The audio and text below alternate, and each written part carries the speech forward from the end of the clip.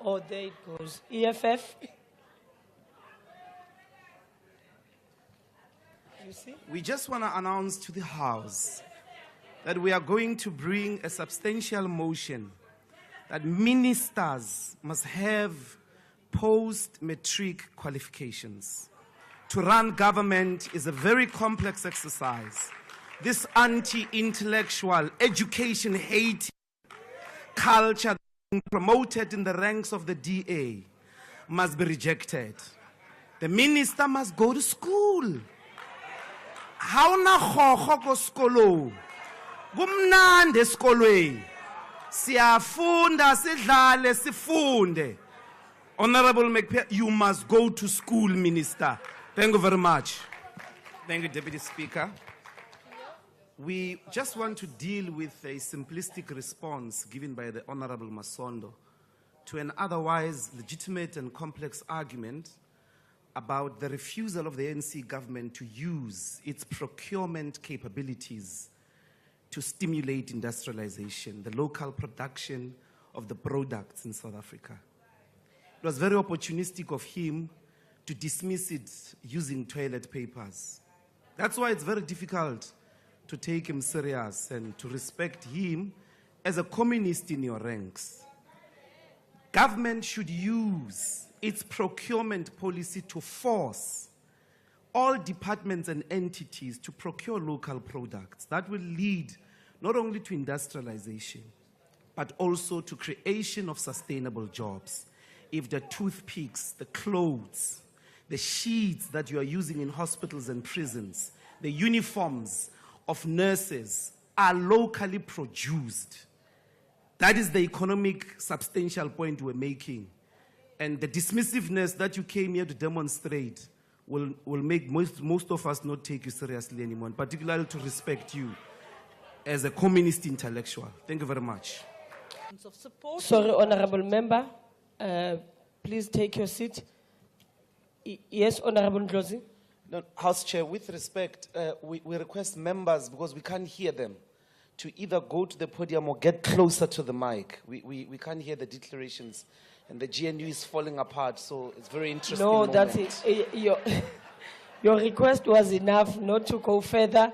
I would, at my discretion, I would request that if your mic, maybe it's a bit shorter, maybe you can do the declaration seated. I now recognize the Honorable Chief Whip of the Majority Party. Order.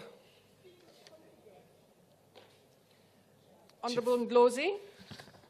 Thanks, Deputy Speaker. We will get there, but stop calling this comrade the Chief Whip of the Majority Party. There's no such a thing in this House. The ANC lost elections. Stop thinking you're a majority. Deputy Speaker, help them to readjust. Honorable Ndlozi. This is the largest party. Honorable Ndlozi, that is a matter of opinion and a matter of semantics, whether it is majority or the largest. We will continue. Honorable Shivambu.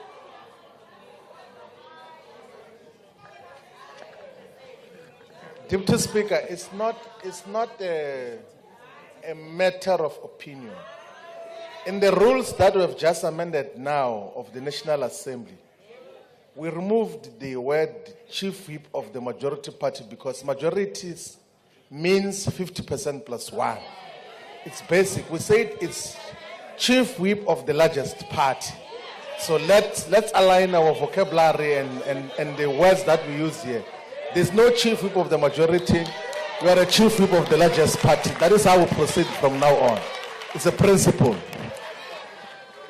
Thank you, Honorable Shivambu. Before I take any further matters, I do have to say that there was a decision taken regarding this, and we are working with a guide that still refers to a Chief Whip of the Majority Party.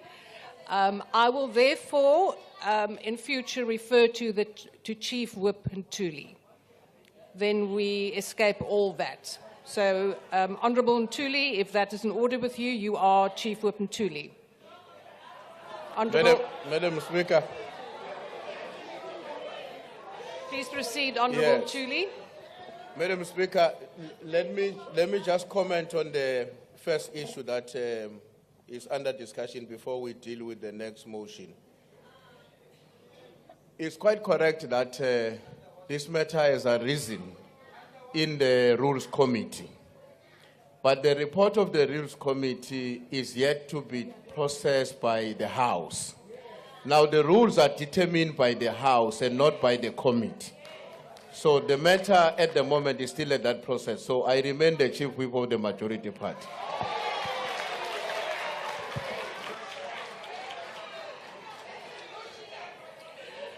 Honourable members, I think let's proceed. We're not going to have a to and fro now.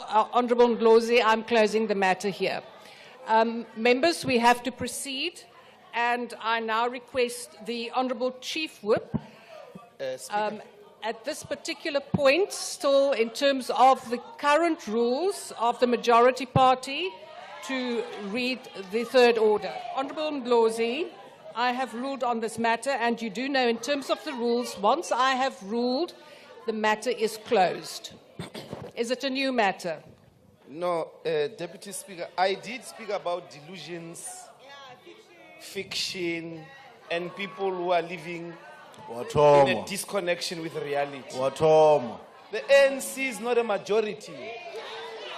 Honourable Ndlozi, There is no majority in this Honourable House. Ndlozi, please take your GNU seat. might be a majority, but y'all are not. Honourable Ndlozi, please take your seat. You know the rules well. And in terms of the rules, I have made a ruling and the matter is therefore closed. We will now proceed. I recognise Honourable Ntuli. Candidates of this mental phenomena is Honorable Kumbuzo, a admitted CR17 funds beneficiary, implicated in the Zondo report on Denel, and a local municipality. Perhaps you might want to consult with Honorable Tembi on the VBS question. She may educate you because she was a mayor when the funds were deposited of Polokwane local municipality to the bank. What was the purpose of building that bank? The president also says a lot about jobs, but the fact of the matter is in 2019 when you were sworn in, there were 16.3 million employed people. Today there are 16.7 million people. The difference is about 400,000, not 2 million. Not 2 million. So even the numbers seem not to be correlating. The reality is there is no solution that is envisaged from the political and economic strategies of the current government.